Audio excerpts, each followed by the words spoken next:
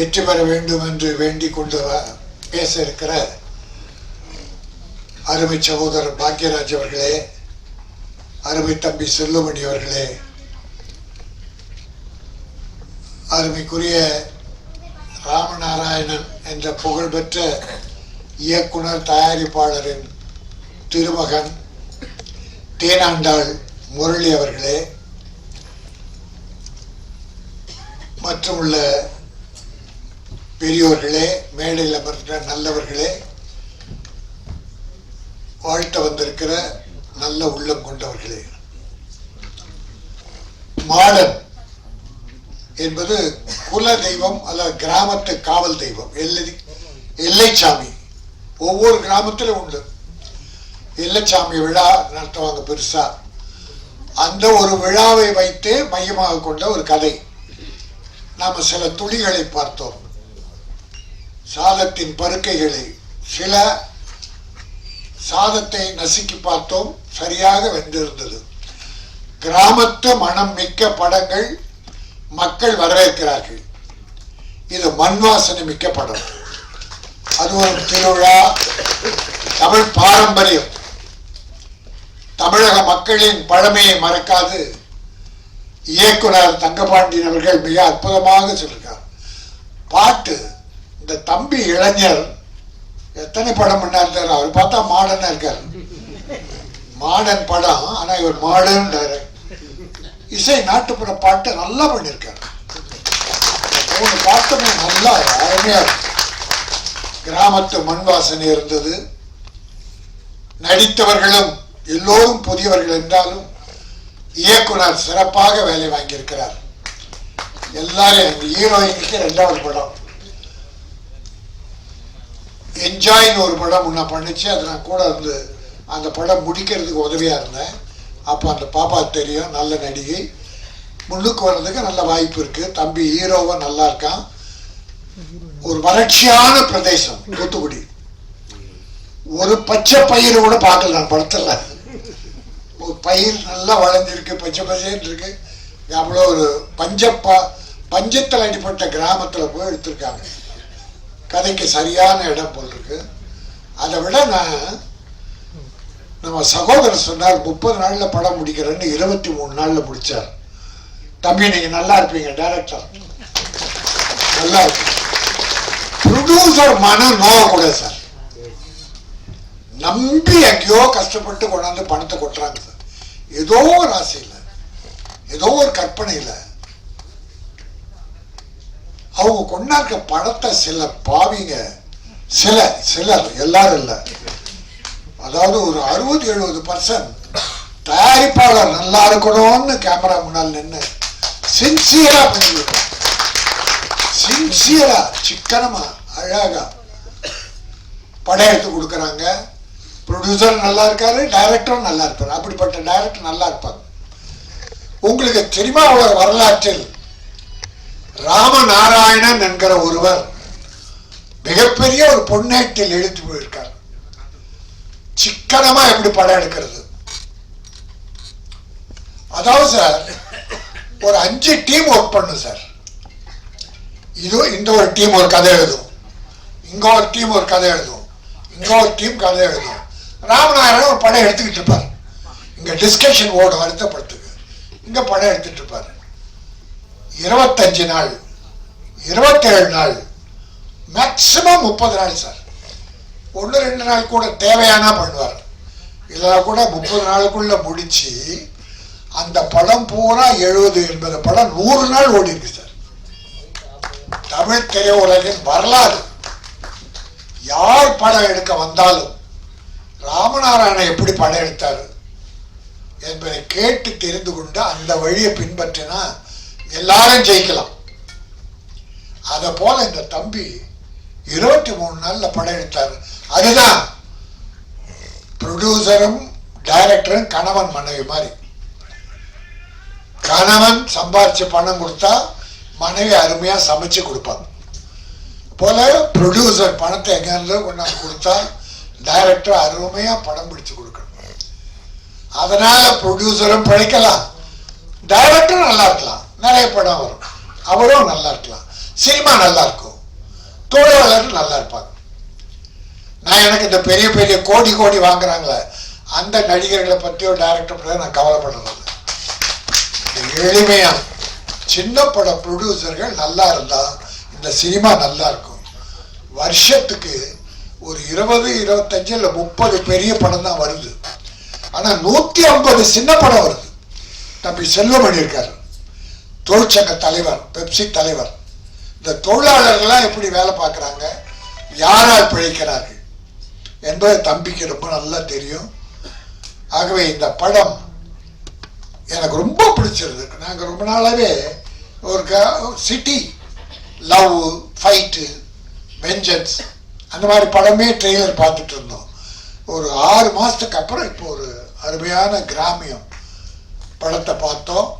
மிக்க மகிழ்ச்சி. படம் நல்லா இருக்கு. இதில் எல்லாருக்கும் லைஃப் கிடைக்கணும் என்று இறைவனை நான் வேண்டுகிறேன். அதோடு ஒரு விஷயத்தை நான் சொல்லிடுறேன். போன வாரம் ஒரு 4 நாளைக்கு முன்னால ஒரு பேப்பர் செய்தி திரையுலகையே குலுங்க வச்சிருச்சு, கதிகலங்க வச்சிருச்சு. நடிகர் திலகம் சிவாஜி கணேசனின் வீடு ஏலம். பத்திரிகை, டிவி பூரா கதறிச்சு. இந்த தமிழை, தமிழகத்தை, தமிழ் மக்களை நடிப்பின் மூலமாக உலகில் கொண்டு போய் சேர்த்தவர். எப்படி திருக்குறள் நம் தமிழை உலகத்தில் கொண்டு போய் சேர்த்ததோ அதுபோல் நடிப்புலகில் தமிழகத்தை உலகில் சேர்த்தவர் நடிகர் திலகம். 250 படத்துக்கு மேல் நடித்தார். புகழ், கட்டபொம்மன், இவ்வளவு திருவிளையாடல், விதவிதமான படங்கள். அவர் நடைய நடிப்பு, கன்னத்தின் நடிப்பு. அப்படிப்பட்ட சினிமா உயர்த்திய அவருடைய வீடு ஏலம் போது பல பேர் பதறி போனார்கள், கதறினார்கள். நான் அழுதேன். சிவாஜி கணேசன் குடும்ப வீட்டுக்கா இந்த கதி? அது தம்பி யூடியூப்ல நிறைய பெருசா போட்டாங்க. அது பெரிய வைரல் ஆயிடுச்சு. அதோட ரிசல்ட் என்னன்னா, இன்னைக்கு காலையில பிரபு எனக்கு ஃபோன் பண்ணார். நடிகர்களுடைய மகன் பிரபு டைமண்ட் பாபு ஃபோன் எனக்கு போட்டு என்னை பேச சொல்லி டைமண்ட் பாபு போட்டு கொடுக்க பிரபு பேசினார். அண்ணே, உங்க பேச்சை கேட்டு நான் அழுதுட்டேன். எங்க அப்பாவுக்கு இப்படி ஒரு பேர் ஏலம்னு வரணும் அப்படின்னு நீங்க பேசுறது அழுதுட்டேன்னு அவர் சொன்ன வார்த்தைகள். ஆனா இத உண்மை பாதிதான். என்ன அந்த வீடு அப்பா என் பேர்ல எழுதியிருக்காருன்னு, பிரபு பேர்ல சிவாஜி எழுதியிருக்காராம். இதை எப்படியோ மாற்றி என்னமோ பண்ணியிருக்காங்கன்னு அதெல்லாம் நான் சொல்ல விரும்பல. குடும்பத்தில் ஏதோ தப்பு நடந்துருச்சு, அதனால ஏலம் போகாதுன்னு. நடிகர் திலகத்தை நீங்கள்லாம் வணங்குகிற நடிகர் திலகம் சிவாஜி கணேசன் வீடு ஏலம் போக விட மாட்டேன்னு, அது என் பேர்ல தான் இருக்கு என்ற ஒரு நல்ல செய்தியை காலில் சொன்ன உடனே என்ன ரொம்ப மகிழ்ச்சியா இருந்தேன். அதே சினிமாவில் ரொம்ப நாளைக்கு அப்புறம் ஒரு பிரம்மாண்டமான ஒரு பூஜை.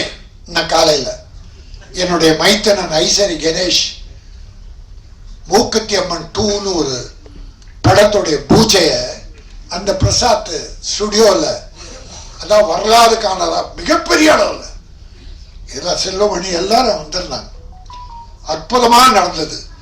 திரையுலகம் மறுபடியும் மலர்ச்சி பெறுகிறது என்கிற ஒரு எண்ணத்தை எனக்கு ஏற்படுத்தியது. ஏன்னா அப்படிப்பட்ட விழாக்கள்லாம் நடந்த ரொம்ப காலம் ஆச்சு. எல்லா தயாரிப்பாளரும், எல்லா டைரக்டரும், எல்லா ப்ரொடியூசரும் வந்திருந்தாங்க. ரொம்ப நாள் ஆச்சு நாங்கள் பார்த்து. அதில் பெரும் மகிழ்ச்சியோடு காலையில் இருந்திருக்கேன். அந்த மகிழ்ச்சியோடு இந்த படத்தை வாழ்த்துகிறேன். மாடர்ன் கொடை விழா ஒரு பெரும் மழை விழாவாக, மண் வாசனை மிக்க விழாக, தமிழ் மக்களை மனதை கவருகிற, போட்ட படத்தை திருப்பி கேப்டன் எடுக்கிற வெற்றி படமாக அமைய வேண்டும் என்று வாழ்த்தி விடைபெறுகிறேன். நன்றி, வணக்கம். ராஜஸ்தான்ல சூரத்தில் தயாரிக்கிற அந்த சால்வை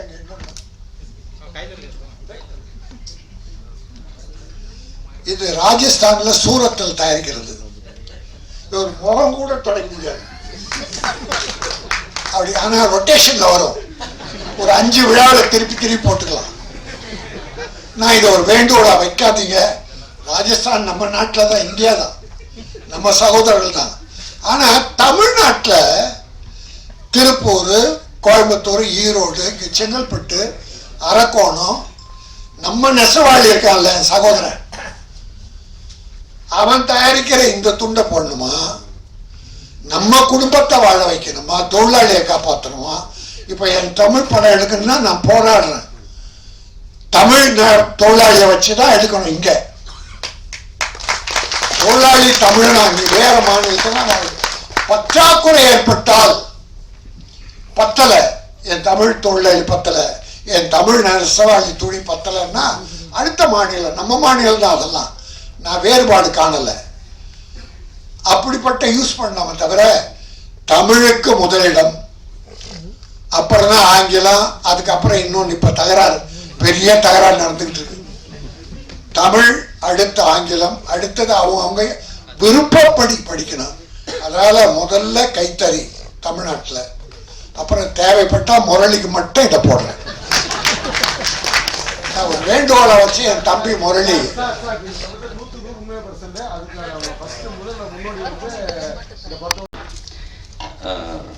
எங்கள் ஊருக்கார அண்ணன் ப்ரொடியூசரு, அவர் முதல்ல எல்லாத்துக்கும் நன்றி வரவேற்புரையில் சொல்லிட்டாங்க. அவரோட இது நான் அவர் முன்மொழிஞ்சே நான் வழிமொழிகிறேன். நன்றி, வணக்கம். விஜயகாந்த், பாண்டியராஜன், சத்யராஜ், பிரபு, பிரகாஷ் ராஜ் படங்களை இயக்கியவர். தயாரிப்பாளரான இவர் இன்று சின்னத்திரை நடிகராக இருக்கும் திரு மனோஜ்குமார் அவர்களை வாழ்த்தி பேச அழைக்கிறோம். அனைவருக்கும் மாலை வணக்கம். தயாரிப்பாளர் சங்க தலைவர் அவர்களே, பெப்சியின் தலைவர் அவர்களே, விநியோக சங்க தலைவர் அவர்களே, கில்டுனுடைய தலைவர் அவர்களே, எங்கள் எழுத்தாளர் சங்கத்தினுடைய தலைவர் குங்குநாட்டு சிங்கம் அவர்களே, மற்றும் மேடையில் அமர்ந்திருக்கும் பெரியவர்கள் அனைவருக்கும், ஊடக நண்பர்களுக்கும், பத்திரிகையாளருக்கும் நன்றி சொல்றேன். ரொம்ப நாளைக்கு அப்புறமா சந்தோஷமா ஒரு படத்தை உட்காந்து ட்ரெய்லரும் சாங்கும் பார்த்தேன். ரொம்ப சந்தோஷமா இருந்தது. இல்லை, மண்மனம் மாறாம அந்த இயக்குனருக்கு முதல்ல எப்படி பாராட்டுறதுன்னு தெரியல. அந்த கலாச்சாரத்தில், அந்த ஊருடைய கலாச்சார பிரகாரம் அந்த பனை ஓலையில விளக்கு வச்சு அதில் தீபம் போட்டு ஒரு அற்புதமானது அந்த கலாச்சாரத்தை ஆழ்வாக சொல்லியிருந்தாரு. பனை ஓலையில கொலக்கட்டை செஞ்சுனா படம் எடுத்தவன் நான். அதில் பனை ஓலையில அந்த மாவிளக்கு வச்சு அதில் தீபம் வைத்திருந்த விஷயம் ரொம்ப நல்லா இருந்தது. பாடலாசிரியர் எப்படித்தான் வரிகளை அப்படி அழகா போட்டாரு. மண்வெட்டி முனியில் உன் முணுமுணுக்கும் சிரிப்பை பார்ப்பேன். மண்வெட்டி முனியில போய் ஒரு முணுமுணுக்கும் சிரிப்பை பார்த்தேன்னு ஒரு அற்புதமான வரி. அதோட அந்த ஹீரோ பாடும்போது முளைப்பாரி போல என் மனசுல வேகமாக வளர்ந்துட்டேன்னு.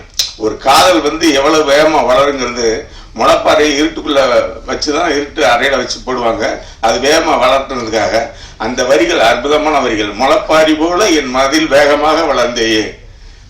பாடலாசிரியர்களுக்கு உண்மையிலே அந்த வரிகள் இருந்த பாடலாசிரியர் யாருன்னு தெரியல, ராமசாமிக்கு வாழ்த்துக்கள், சூப்பர். அப்புறமா இயக்குனர் அற்புதமா இந்த புடிமண் விஷயத்தை அழகா சொல்லியிருந்தார். அந்த கோயில்ல நீண்ட நாள் சாமி கும்பிடாம இருக்கு, அந்த இடம் யார் கையிலோ மாறி போயிடுச்சு. இப்ப அந்த கோயில்ல போய் சாமி கும்பிடுறதுக்கு அங்க ஒரு பிரச்சனை இருக்கு. அந்த மண்ணை நெருங்கி போக முடியாம அந்த கோயில் தளத்தை நெருங்க முடியாத அளவுக்கு ஒரு கம்பி வேலி போட்டிருக்கு. அப்ப அங்க ஒரு வார்த்தைகள் தெளிவா போட்டிருந்தாரு. அந்த இடம் சாமி இருந்த இடமா இருந்தாலும் அந்த சாமி இருந்த இடத்துல ஒரு பிடிமண்ணை எடுத்துட்டு போய் நாம சாமியா கும்பிடலான்ற ஒரு அற்புதமான ஒரு கதையை பேக்ரவுண்ட்ல வச்சிருக்கீங்கன்னு அந்த ஒரு வரியில தெரிஞ்சிச்சு. Super, extraordinary. முன்னாடி கதாசிரியரும் சரி, இயக்குனரும் சரி, அதே மாதிரி போட்டோகிராஃபி, அந்த நிலத்தை அற்புதமாக காமிச்சிருக்கீங்க. இதில் நாய் ரொம்ப சிறப்பாக நல்லா பண்ணியிருக்கீங்க. எக்ஸ்பிரஷன் நல்லா இருக்கு. ஹீரோ சொல்ல வேண்டியதில் அற்புதமாக இருக்காங்க. அத்தனை பேரும் ரொம்ப நல்லா பண்ணியிருக்காங்க.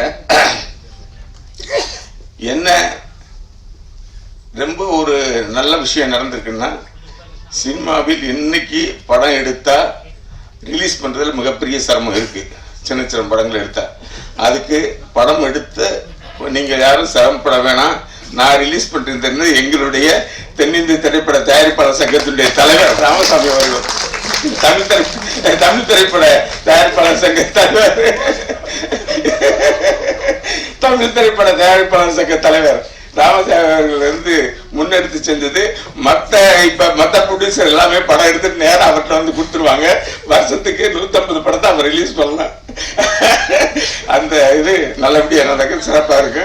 அதுக்கு முன்னோடியா அந்த படத்தை எடுத்திருக்காரு. அதுக்கு உறுதுணையா பன்னீர்செல்வம் கூப்பிட்டு வந்து லிங்க் பண்ணியிருக்காரு. ரொம்ப சந்தோஷம்.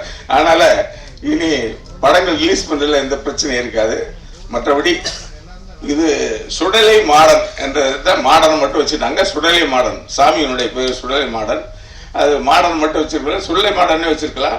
அதுக்கு எடுக்கக்கூடிய குடை விழா, அது ஒவ்வொரு வருஷமும் அந்த வேட்டைக்கு போகக்கூடிய சாமி. அது சொல்ல மாட்டேன் சாமி வேட்டைக்கு போகிறது.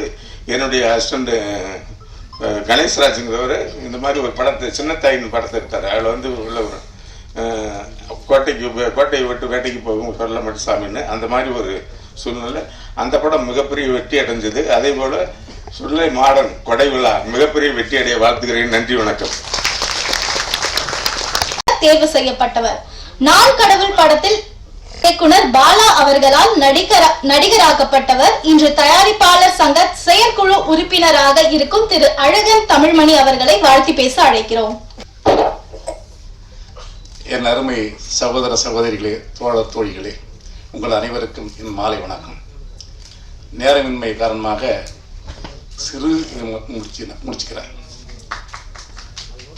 இந்த சுடலை மாடன் அவருடைய பேரை கூட நாங்கள் சொல்றது இல்லை, ஹைகோர்ட் மகாராஜாக்கள் தான் நாங்கள் சொல்றது.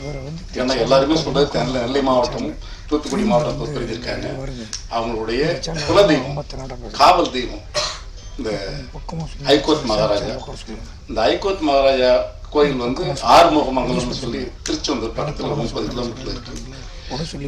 எல்லா அந்த மாவட்டத்தை சேர்ந்தவங்க எல்லாருமே வருடத்திற்கு ஒரு முறையாவது சென்று அந்த ஐயனை தரிசிக்காம வரவே மாட்டாங்க. எங்க இருந்தாலும் உலகத்தில் எந்த மொழியில் இருந்தாலும் அங்கே வருவாங்க. நான் வருடம் திருச்செந்தூர் முருகனை தரிசித்தேன்னா அங்கே சென்று ஹைகோர்ட் மகாராஜாவை பார்க்காமல் வந்ததே கிடையாது. அவர்தான் எங்களுக்கு குலதெய்வம் காத்தவராயன் என்றாலும் எப்பொழுதுமே வந்து இந்த திருச்சிக்கு அந்த பக்கம் இருக்கிறவங்களுக்கெல்லாம் சுடலை மாடன் கருப்புசாமி, திருச்சிக்கு இந்த பக்கம் இருக்கக்கூடிய தஞ்சை மாவட்டம் எங்களுக்கெல்லாம் எங்களுக்கு காத்தவராயன் மதுரை வீரம் இவர்களை தான் குலதெய்வமாக கொண்டாடிட்டு இருப்போம்.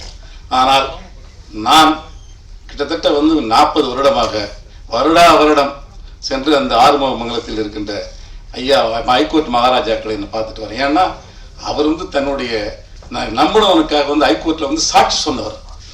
ஆனால் இந்த படம் அவருடைய படத்தை நீங்க வந்து மறுபடியும் எடுத்திருக்கிறீங்க. அதனால் இந்த படத்தை வந்து காக்க வேண்டியது அவர் பொறுப்பு, நம்ம பொறுப்பு இல்லை. நிச்சயமாக இந்த படத்தை மிகப்பெரிய வெற்றி படமாக ஹைகோர்ட் மகாராஜாக்கள் ஆக்கி கொடுப்பார்கள் என்று கூறி விடைபெறுகிறேன். நன்றி, வணக்கம். முதலமைச்சர் அவர்களுக்கும் நன்றி தெரிவித்துக் கொள்கிறேன்.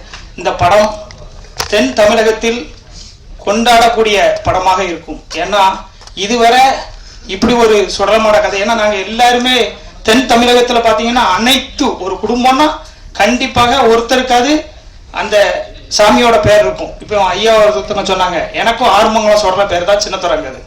அந்த கோயிலில் நான் ரொம்ப சீரியஸாக இருந்ததுனால அங்கே வச்சு எனக்கு பேர் விட்டேன்னு சொன்னாங்க. அப்படி தென் தமிழகத்தில் அனைத்து குடும்பத்திற்கும் ஒருவருக்கு கண்டிப்பாக பேர் இருக்கும். ரெண்டாவது, இந்த படம் ஃபுல்லாக முழுக்க எங்கள் நாங்குநேரி வள்ளியூர் அந்த பகுதியில் எடுத்த படம். அதாவது டைரக்டர் அண்ணனுக்கும் அதான் ஊர், பக்கத்து ஊர் தான். அதனால மிக இந்த படத்தில் ஒர்க் பண்ண அனைவரும் நாங்கள் எல்லாருமே ஒரு குடும்பமாக தான் இருந்தோம். எப்படின்னா அந்த அண்ணன் சொன்ன மாதிரி 23-24 நாளும் ஒன்னாவே சாப்பிடுவோம், ஒன்னாவே இருந்தோம்.